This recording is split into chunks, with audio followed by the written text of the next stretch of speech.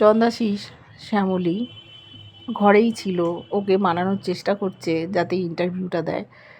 বাইরে দাঁড়িয়ে ছিল তৃষা, শুনতে পেয়েছে শ্যামলীর গলা।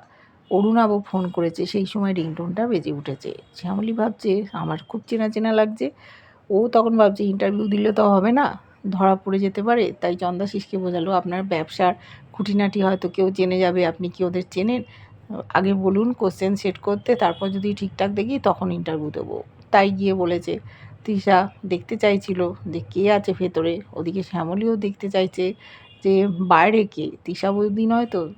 দেখতে পেয়েছে কিন্তু ভালো না, এ তো তৃষা বৌদি না। বিন্তিকে পাঠিয়ে দিল ফলো করতে। বিন্তি সাইকেল নিয়ে তৃষার গাড়ির পেছনে ধাওয়া করেছে। তারপর একসময় যখন থেমেছে ছবি তুলেছে, উইক পড়েছিল, সবটা এনে দেখিয়েছে শ্যামলীকে। শ্যামলী আন্দাজ করেছিল অনিকেতের কাছে গেছে, ছবিটা দেখাচ্ছে।